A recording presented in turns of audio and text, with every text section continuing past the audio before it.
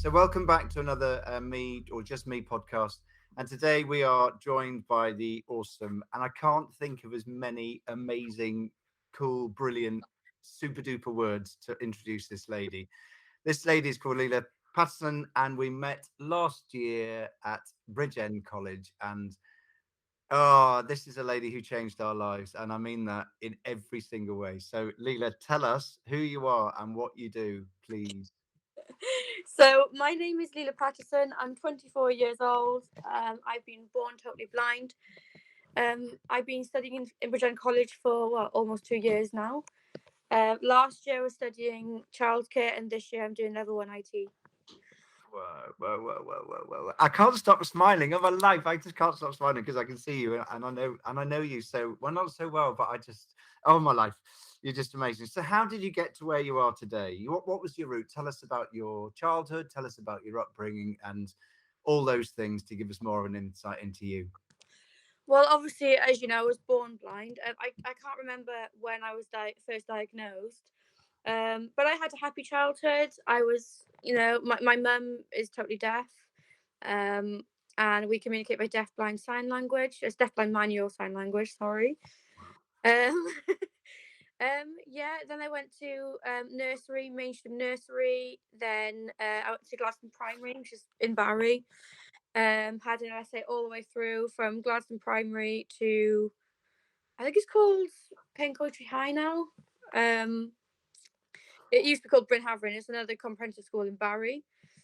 Um, and then I went to New College Worcester for 3 years. Didn't have an LSA there, but it's a specialist school for the blind. Okay. So I went there for 3 years, and now I'm in college. So yeah, had a lot of LSAs working with me as well, and learned how to read and write in Braille. So yeah, it was pretty awesome. Wow. Wow. And what have you learnt along the way? Come on, give us some insight into your world because I know that it hasn't been plain sailing at all. No, well, when I was younger, children used to come and call for my sister, but nobody would ever call for me. And I used to turn to my nan. I used to say, "Well, why isn't anyone coming for me? Why is nobody calling for me?" But looking back now, I think it was lack of awareness. Yeah, yeah. So I've learned now to raise as much awareness as I possibly can, which I am currently doing. So if you've got Twitter, you're more than welcome to follow me. we'll we'll put the link out in the social media. Absolutely, that's hard, isn't it? When you're younger, because you're vulnerable, you feel vulnerable, and when people don't call for you, I mean, that's tough. But what else did it teach you? What did it teach you about yourself? It kind of taught me to be more resilient. I mean, now that I'm older, I've learned to accept the fact that this blindness is a part of me. It's never going to change. So I just learned, to live with it, and I've got equipment adapted to me so I can use it. I've got my iPhone with voiceover on. I've got an Amazon Echo, which is right here. I have a laptop in college with a screen reader called Chromebox. Okay. So I've just learned to use assistive technology to help me, go about my life in a way that everyone else can, because I like to make people aware that, okay, just because I'm blind, or just because someone is disabled, it doesn't mean that you have to see them for their disability. You can see past that. Right. I don't know if you know, but the RNIB are doing a campaign called hashtag See Differently, Okay. where they're trying to get the public to be more mindful of people and see them for who they are, for their personalities. Mm. We want people to see past our disabilities. Mm. So, I mean, people who know me already know that I'm full of fun. I'm artistic. I love reading. I mean, we met, didn't we, last year? I think it was November, December time, and I was just about to do a talk, wasn't I, to a whole bunch of students, you included, and I was introduced to you, and you told me that you were blind and you wouldn't be able to see the slides, and I thought, wow. And I said to you, didn't I? Well, you don't need to see the slides. You can hear the stories from my voice. And we do so much work now with so many people, and we often talk about you, but I know that it's been really tough for you at times, but you don't give up, do you? You just keep on going. No, I don't give up. I mean, again, going back to my school days, there were a few subjects that I couldn't really do. So like I was pulled out of geography, and because I was pulled out of art and dance. But I think the main reason why they did that is because I think they thought it was too hard for me. But not just that, I don't think they really had enough resources to help me out. Um, Whereas in Worcester, they actually had all the specialist equipment there, and I could do stuff. And since I've left school, I'm obviously still in college. I'm finishing in 6 weeks after Easter. So since then, actually, since I've finished school, I've become more creative. I'm doing a lot more arts and crafts. Brilliant. I think I gave some pictures, didn't I? Yeah, absolutely. Still Um, got it. Yeah. and did any of them remind you of anything? I mean, I remember when we met first, and I asked you about dreaming, didn't I? And Yeah. you said to me, I mean, not I'm not going to quote you, but almost like, well, don't be silly, Sid. Of course, I can't dream with images. I've never seen images, but that you dreamt in feelings. I'll never forget that. But the pictures that you gave me, the thing that I loved about them was just you use color, but you don't know what color is in a way, and that's like such a great insight. And I think it's what you just said there about kind of hashtag see differently and understand people for who they are and not what they are. That for me has been my biggest lesson. And the thing that I want to ask you is so what keeps you going, when stuff gets tough? Where do you dig deep to? Well, the thing, if anything, any times get tough for me, I just turn to my family or friends or colleagues. They pick me up and make me laugh. Um, and I just throw myself into the tasks at hand. I'm always working hard, doing college work, volunteering. I volunteer for charities like the RNIB and Platform Wales. That's a mental health charity. Um, so I do all that kind of thing. Plus, my artwork keeps me going, and the books I read. And I remember, I will give you an example. About a month ago, I told a former follower of mine on Twitter that I was totally blind and had voiceover on my phone when they asked me how I could read their messages. Um, and so I explained. And the next day they came back with, "Oh, you're a liar." Wow. And I was like, I gave him a gobful, and I just blocked him. I said to him, I said, do not call me a liar. I would never lie about my disability. And I just blocked him. Wow. So another time, I've got a lot of inspirational speakers as well. And one of them, anyway, I shared a video from one of their YouTube channels that I really liked. I shared a few actually. I shared about 3, 4 maybe. And I had a bit of a racist comment towards one of them, um, replying, "Oh, what a weird video. It's no wonder that it's been made by a radical Muslim." And I was like, "No, I'm not having that." So I just, told him it was an educational video. He could learn something from it, and I just said, "What you said is disrespectful," and I blocked him and I reported him to Twitter. So, Wow. Wow, wow, wow. But you're such a strong guide, aren't you? And so if you could go back to your younger self, what advice would you give to young Leela? I would say keep going, just never give up, and just explain to people why you're blind. I was born like it, and nothing could change that. I mean, my parents were warned that there was a 50-50 chance of having a disabled child, and that child turned out to be me. And it's crazy because I'm totally blind and mum's totally deaf, and she was born deaf as well. Wow. So Wow. it just it shows me that even though you have a disability, nothing is impossible. You can still do things. You can still enjoy life. But Uh, no, you're so inspirational. I mean, I can't tell you. I mean, I tell your story nearly to every person that I meet, and that we say that the courses and the stuff that we run is that we don't change people's lives, people change our lives. And you have changed our lives. I mean, at the end of our course, when I came down, I presented you with a book, didn't I? Which obviously was, with for sighted people. And you said, well, it's very kind, but have you thought of getting this, translated to Braille? And I was like, funny, really? funny enough, I've still got those books. Have you? Um, I might pass them on to someone at some point because I think they might be of use to my sister or maybe someone in group that I go to, like Oh, social group, so I can pass them on.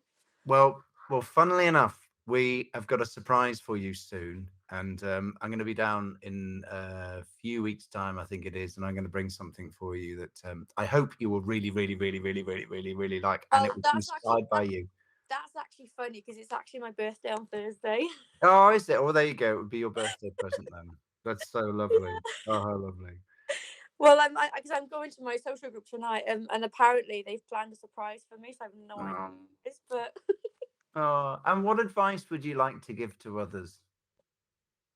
well, I think the biggest piece of advice is if you see a person with a disability wherever you go, do not be afraid to ask them. I mean, I can't speak for everyone, but for me especially, if you come over to me and ask me questions, I will answer them. Mm. You know, for example, I went to an event Friday just gone, and before the event started, I spent about an hour or two on the swings in the park, like outside the centre, because they have a playground right outside the centre, like you know. And there was a bunch of kids asking me questions about my disability, you know, and I would answer them all, and they just keep asking questions, and yeah, it was really nice. So ask questions. I love that. But that's the thing, isn't it? Is that we don't know what we don't know. And I'd never met somebody who I was just about to give a talk to, which really made me kind of think, well, okay, so what's the point in showing slides? In actual fact, it was the stories, obviously, that I was telling. But it is that thing, isn't it? It's ignorance, isn't it, from my point of view, or from somebody who doesn't know your world. And as you say, it's like ask those questions, and then you will get to understand what it's like to be blind and to have been born blind. And I think that's what I love about, well, that when we met, is that you opened my mind and my eyes to that world. And we're now going to be doing, and I mean, I mentioned this to you in an email, some work with a school for the sensory impaired, up in Liverpool. And the book that I've written is going to be translated into Braille, as you know, and will hopefully go around the world to help other people. But I would never ever have done. I wouldn't even have thought about that seriously, Leela, if it hadn't been to meet from meeting you. And I mean, in all the sessions that you were in, you'd ask all the questions, and I loved it, absolutely loved it, and I still do. And that's what I just love about you so much. Yeah, I wouldn't actually call it ignorance though. I mean, Okay, for me, I just think it's lack of awareness. okay, Um, I'm more than happy to share things. I mean, what I've started doing now is to Barry Library and Bridgend College. The Braille books that I read, I've been donating them. wow, Because the RNIB, because of COVID, the RNIB send books to me, but we don't have to return them now due to COVID because we used to have to return them. right, They're making them in more sustainable volumes now. As part A, part B for each volume. And because we don't have to send them back, I've decided, well, Barry College are going to get, Bridgend College are going to get them, and the library. Obviously, I'd have to read each book first to decide which one can go to the library, which one can go to Bridgend College, because some books have a bit of expletives in, and I'm like, yeah. that's not for a college, I don't think. Explain to me and to others. I mean, Braille, you cannot learn it as an adult. Of that, I've learned recently, and only one adult, I think, in the whole United Kingdom has ever been able to do it. But why is that? I mean, what age were you when you learned Braille? Oh gosh, I think I was about 4. I think I honestly can't even remember, but yeah, it's been amazing. Being able to know books. I mean, obviously, you've got video that you can listen to, or audiobooks that you can also listen to. But what do you prefer? Do you prefer reading Braille, or do you prefer listening to books? Well, in regards to films and audiobooks, I do find that audiobooks and films without the audio description, I really find I can't fall into their world. But when I'm reading actual Braille books, I feel I actually can fall into their world a lot more, you know? Wow, wow. Mm. I mean, what types of books do you like to read? Oh, I love loads of books. I've read Do you- quite a few inspirational books. I've read Becoming by Michelle Obama. I don't know if you'd heard Yeah, yeah, yeah. it. I've read Nelson Mandela's novel. Um, I'm actually reading a book now about a war correspondent called Marie Colvin. Right. It was a biography written by somebody else because obviously she Wow.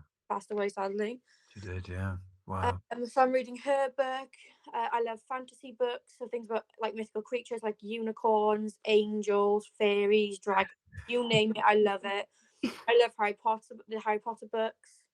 I've read all of them, except the Cursed Child one. I've not read that one yet. I'd like to read that one at some point. Yeah, yeah. I think I like all books except horror.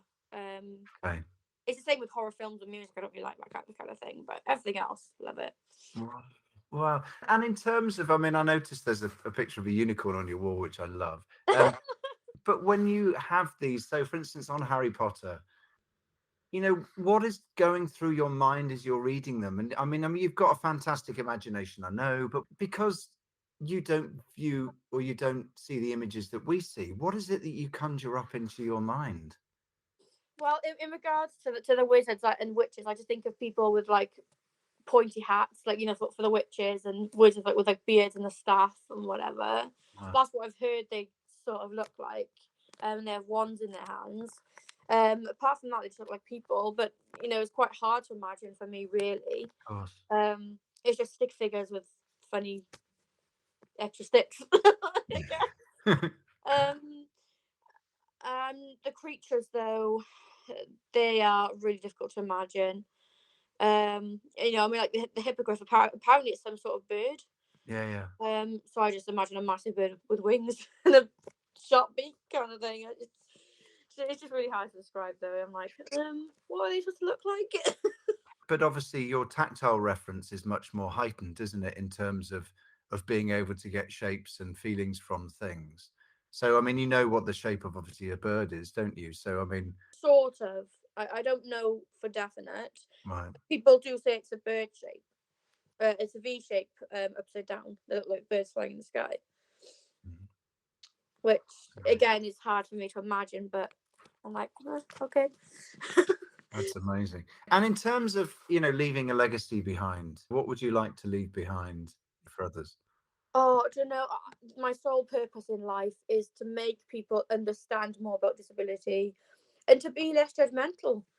The other thing I'm also advocating for is, as well, is political change and how to stop racism from happening. Like I've just done a video. If you want to look up "Raise Your Voice," I've done a video on the elections, the Welsh elections, and how inclusive they are. Mm. Um, and you should have seen on Twitter, the video went completely viral. Wow. I had politicians contacting me. Wow. Two of them actually met me at an event the event I went to that I was telling you about. Plus the inspirational speaker I was telling you about, the one I shared the video Mm. from. And yeah, I had people messaging me, praising me for what I've done. And yeah, I was just like, wow, I did not know I'd be this viral. Yeah, but I mean, people just love the fact that you don't give up. I mean, that's what we love about you. It's just you just keep on pushing, and it's just amazing. So, what magic do you see in yourself? Where do you see your magic? Where's your superpowers? Um, it's hard to tell. I mean, I'm quite pleased that I've managed to sort of make the world take a little U-turn. It's not much, I know, but if I keep going, it'll probably be a major impact. I'd be able to get more positivity out of the world. Mm. Um, I think my magic, though, tends to lie in my artwork because when I was giving my artwork out for free, a lot of people have told me that I should start selling it. Um, and it was funny because in the social group about 2 weeks ago, I gave a picture to one of the ladies there, and they actually gave me £1.50 for it. Oh, And I was like, what? So I decided, I don't want to ask people for money. So, I just tell people now, I'm giving it to you for free, but if you decide to donate something to me, then you can. wonderful. So it's Wonderful. up to them what they want to do. I leave it up to them. I'm like, well, I'm giving them for free, but if you want to give me something else in return, doesn't matter. That's amazing. I'm not first. And there's a lady that works, a wonderful lady that works for us called Sarah, and she describes when she gets really excited about things, about fizzy pop moments, like when you feel that fizziness inside you. What makes you feel like you got fizzy pop inside you? What kind of really gets you kind of like, yeah, come on, let's do this? I think it's where people encourage me to do things, Okay. and when videos I do actually go viral, sort of viral. I'm like, yes, let's just do it again, do more, let's get them more. I'm like raring to go kind of thing. Brilliant. Um, but yeah, I think the fizzy pop moment that really comes when I do the artwork and I give it to people and they look at it and they're like, wow. And at first when somebody said, "Oh, you should sell your artwork," I kind of laughed and I thought, "Nah, that can't possibly happen. I can't ask people for money, no." The thing that I love about you is when you say about creating that awareness and helping people. And I love the fact that, I described it as ignorance, and you said that you didn't like that word. And you're right, it's not. It's just that people don't know, and you're helping them with that understanding and with that journey. I love that. But Yeah, no, I think, yeah, why not? I mean, why not become an artist? Well, you are an artist. Why not sell that work and help people understand your world so that we can be more inclusive? it's not the fact that I don't want to sell it. It's the fact that I like to give people artwork for free. Um, I mean, if people say to me, "Oh, I want to give you so and so amount of money," then I'll take it. Mm. Any opportunity I have to volunteer and get paid for it. I mean, I do it. I do it unpaid as well, regardless of what it is. I would do it. Like for example, that project I did, that project. I'm still waiting for the money. It's just I think there's a delay going on, but for example, I'm going to get £500 for it. Wow. For for this video that I did about the election. Wow. That's like half a grand. Wow. And what will you do with that money? Tell us. We Well, don't have to. it's actually funny because I've actually started putting money into my savings account. So I've now got a cash card, a savings cash card that I can activate. And every time I get birthday money, Easter money, Christmas money, it's going to go into my savings account.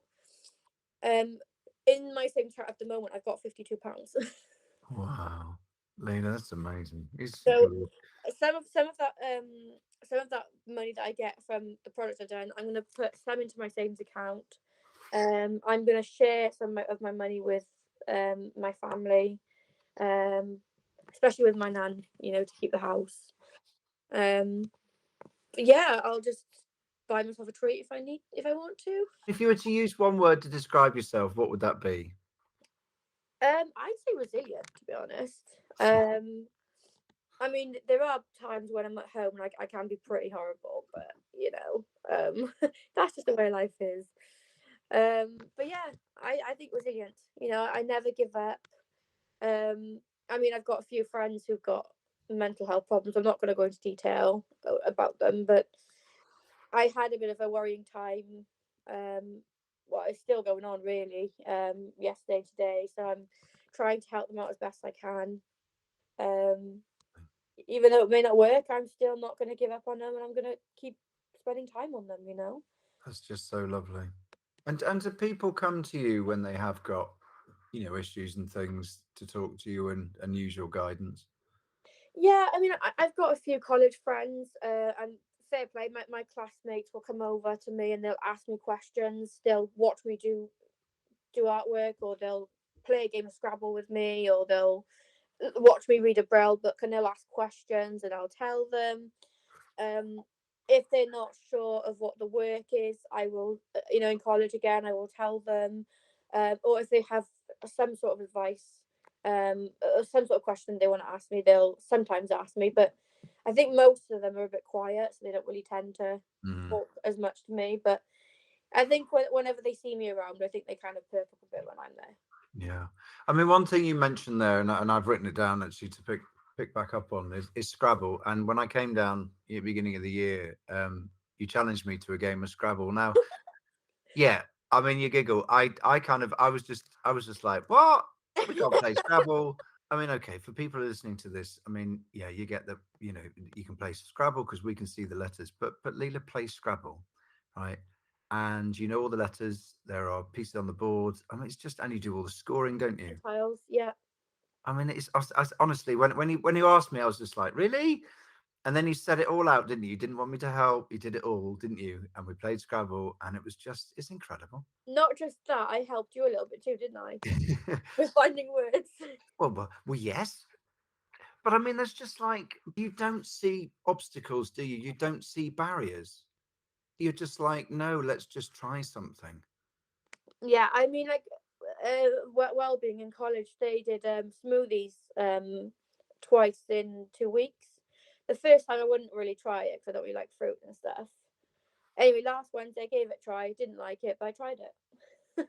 Brilliant. Wow. That's just amazing. Just amazing. So what plans? I mean, I'm going to see you soon, but I mean, what other plans you got for the rest of the year? I'm hoping to go to Barry College, so it's under the Cardiff and Vale College umbrella. If I can get help to apply soon, but if I don't, then I'll just be looking for a job. I mean, one of my former colleagues from Platform, the charity I volunteered for, she found me an accessibility job in Bridgend, which I've just spoken to my nan about, and I think I've just spoken to my nan about it, and I'm thinking of applying. So I'm gonna have a look at it again and maybe apply.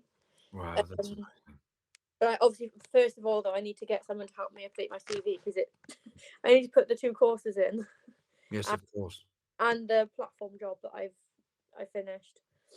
That's amazing. Amazing. I had a year working with them because at first I was told I would only have 6 months working with them, but then I found that they could extend my contract for a further 6 months.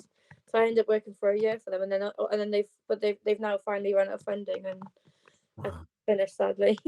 Wow. So Lela, just one more question.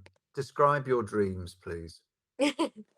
So the dreams I get, they're basically all like feelings and audio. So at one time I had a dream where I was well, it was actually the night before, actually not last night but the other night. I had a dream where I was sat on a dragon and I was riding it. Wow. I was fired. Wow. It sort of felt like a plane.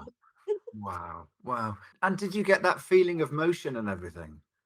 Yeah, I did. Because I remember in 2014, it's either 2014 or 15, I went to Paris for 10 days for a French exchange trip with my college. The blind college, by the way, New College Worcester. I have to give a shout out to them. They were amazing. It was my first time on going on a plane. Wow. A plane trip there, a plane trip back. It was only an hour's flight. And first of all, before we went up, I was a little bit daunted, thinking, "Oh, what's gonna happen?" And as the plane went up in the sky, I was like, "Oh my gosh, what's happening?" I kind of jumped a little bit, and I was a little bit nervous. But when we eventually flew up, and I was like, "Oh, this isn't too bad then." But do you know what? It was really hilarious. When as the plane descended, going down, I was laughing so hard. Wow. Because it just felt so funny. When it goes down Mm. and your stomach just flips. Yeah, yeah, yeah, yeah, yeah. It kind of did that. It was like a weird flip. I was like, "Oh, what's this?" That must be amazing, though. Must be Yeah, amazing. it was funny because I turned around to my my LSA sat next to me, and I said, "Well, what's happening here now?" And she was like, "We're descending." I was like, "Oh, that's what it is." Wow. And then you got that feeling when you had a dream about riding the dragon, right? Yes. That's amazing. Just amazing. But obviously, a dragon breathes fire. Of course. And you better be careful on them. Yeah, Lela, it was actually quite funny because on Twitter I actually fell for a joke. I think it was a joke. Looking back, I think it was a joke. Anyway, I heard somebody tweeted that Bangor University had hatched their first dragon egg successfully. wow. A dragon egg. Wow. And there was me thinking, "Oh my gosh, we got our first live dragon." So I tweeted Bangor University, and nobody liked it or retweeted it. No way. So nobody liked it or retweeted it. So I was like, "Oh, it was obviously a joke, wasn't it?" Oh. I told my college tutors and my friends and my LSA, they were laughing for ages. It was Oh. really funny. Was that yesterday? Yeah, I was telling everyone. Oh, funny. Oh, brilliant. I was laughing like, I feel such a fool for falling for it. Yeah, but it's good. But That's very but, funny. but at the time, I honestly thought there was a real dragon. Well, who knows? Maybe there are. You never know. So, Lela, I mean, it's always a pleasure to talk to you and see you. Thank you so much for sharing this podcast with me, and I will see you very soon. And thank you so much. You're welcome.